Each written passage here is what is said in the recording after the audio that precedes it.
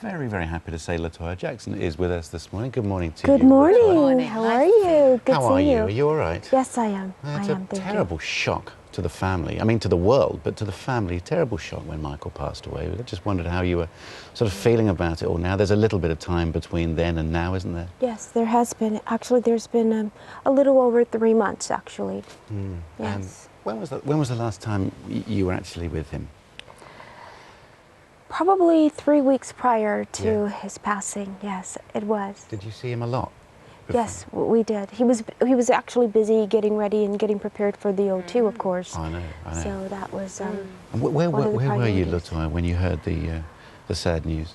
Well, actually, my father called me. I was at home, and I had just hung up the phone with my business partner, and he had just told me about Farah, and I said, oh my, geez, I wonder who's next, because it always happens in threes. To see that. And the next thing, my father had called me on the phone 5 minutes later and said, I need for you to rush over to the hospital immediately. And I said, what is it? He said, your brother Michael, they took him to the hospital. He called back 5 minutes later. He says, you have to go there. You have to go there. I hear it's serious. He's in the hospital. And I got into the car and I started driving over to the hospital, and I was speaking to my mother's assistant, and I said, how is he doing? How is he doing? He would never answer me. He wouldn't answer at all. I kept saying, please, can you just tell me how he's doing? And he just wouldn't answer me. And I heard my mother in the background say, who is that? And he said, it's Toya. And she grabbed the phone and she screamed in the phone. She just screamed to the top of her lungs. She just screamed, he's dead, as loud as she could. And that's when I heard it, and I almost crashed the car so many times trying to get there. I was only 3 minutes away, but... The children were there when you got there, were they, at the medical When I got center? there, my mother was there, and all the kids were sitting on her lap, crying. Yeah. And Grandma, Catherine, your mum, is looking after now. How's she getting on with the extra responsibility? I mean, she's an elderly woman now. Oh yes, but she's very young in heart and spirit. She's doing a wonderful job. They have their cousins with them that are there with them, and my mother's doing a great job with them. She's having fun, actually. She loves children around. It keeps her young. She's always had that. Was it a surprise that she was made the guardian of the children? Because I know you've got an older sister, haven't you? Yes, Rebe, I think. Yes. Who has, 41 years of marriage and plenty of children, has been a great success at that. Was it a surprise that she wasn't given the children? No, my mother, that was perfect, that was fine. Paris particularly has been a little bit outspoken, hasn't she, about, I mean, the press have picked it up, I mean, you'll correct me, I'm sure, but she was worried about how much pressure and stress her dad was under ahead of the tour, and the people who seem to exert influence over him. Was she thinking that he's working too hard? Paris, she loved her father dearly, and she constantly wrote him notes on a continuous basis. And at the hospital, she was telling me that they were working him too hard. She kept saying, Auntie Toya, they worked him too hard. They worked him too hard. She kept saying that to me. And she said he wasn't getting enough rest or anything. She was very motherly-like. And Michael had told her a lot of things. He told her, it's so sad, he told her that one day I won't be here, so you have to be the mother for the children. So, and it just happened so quickly. And she was telling me all these things at the hospital. A little girl that can recall all those things during a time like that it was touching at the same time, but sad. Yeah.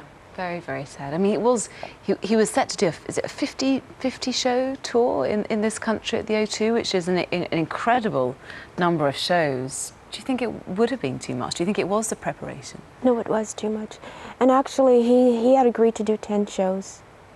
And then extra dates were added? He had agreed to do 10 shows, and he did not know the extra dates were added. They sold so rapidly that they didn't really get a chance to ask him, and the next thing you know, there were 50 shows.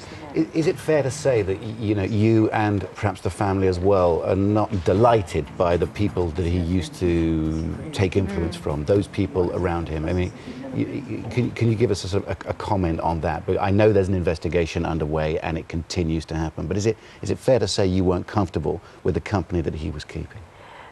No, we were not, and it's not. It's not that the company that he was keeping; it's the people who surrounded themselves around Michael. Michael was in a position where very meek, very kind, and people would just barge their way into his life and in his circle, which was not a good thing to But do. was he not able to look after himself? Could he not make that decision himself? Was he easily manipulated? People controlled him. They controlled him. They did what they wanted, and it was very difficult for him to say no, no, no. You must have seen this happening. Was there anything that you could do or say to Michael to change that situation? It's very difficult because in situations such as that one, we've tried so many times to intervene. And it's not always that easy because they keep everybody at bay. They keep everyone away, actually. Everyone. How did they do that? By controlling. And I know because I have been in a controlling and abusive relationship, but by controlling him, controlling his thoughts, control what he does, not letting any, giving orders, not letting anyone through the gates, not letting anyone near security, things of that nature. And this way they have him and they control whatever he does. The phones, no phones in the house.